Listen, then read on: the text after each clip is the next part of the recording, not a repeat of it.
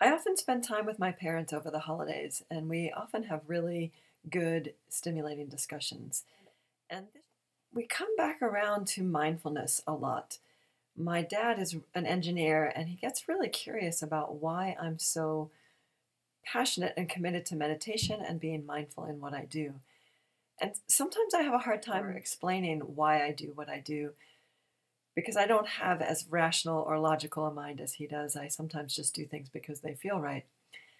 But this holiday season, I did a little experiment. The experiment that I did was with my own mind. My mom wanted to go out and shovel. It was 11 something in the morning, and I was reading a book. And I said, I'd be happy to help you shovel, but I'd rather do it right before we're going to go out at like 2. And my dad said, I'd be happy to help you in like 10 or 15 minutes. I'd like to finish my tea.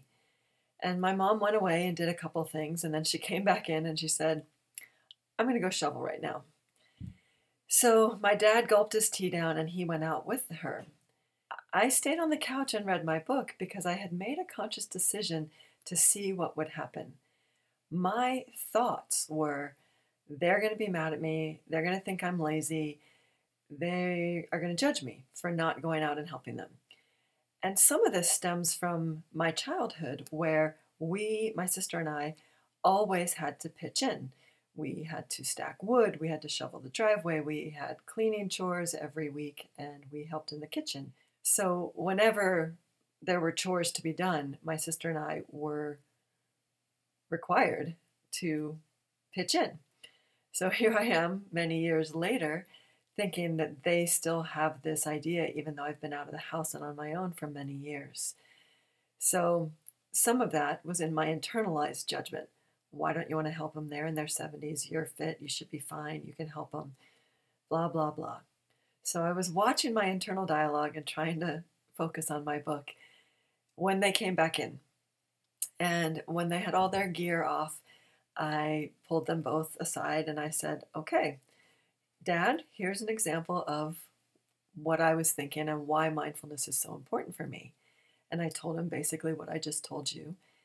And then I said, well, so what were you both thinking?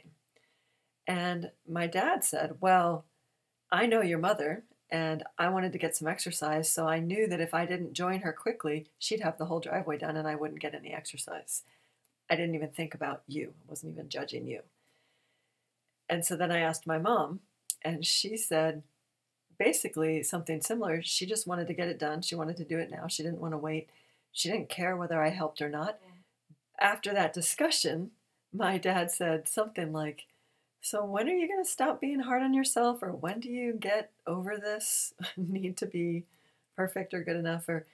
But I said, this is exactly why I meditate. This is why mindfulness is so important, because I don't want to project my outdated beliefs onto you. And I don't want to just act from a place of obligation when I might be resentful later. And I don't want to judge myself for wanting to do something different than they wanted to do. But it was a really good experiment because I did get to see my mind and that I'm still holding my parents to an outdated standard. And I get to shift that. And that was really helpful. And it was really liberating. I use this as an example to encourage you to become more mindful and aware of your thoughts, whether that's through meditation or some other practice, so that you can bring your unconscious beliefs to the surface and work with them. Because there's several books being written now and a lot of research being done by neuropsychologists that tell us that we're being run 90 to 95% of the time by our unconscious and subconscious patterns and thoughts. One of the ways to shift them is to bring them to awareness. And one of the ways to do that is to become more mindful. And then take your time and do little experiments like I did, and then talk about it. It was really helpful to get their feedback so that I could do a reality check. So good luck to all of you, being humbled maybe by some of the thoughts that you have and playing with this with people who are safe. Okay, until the next time.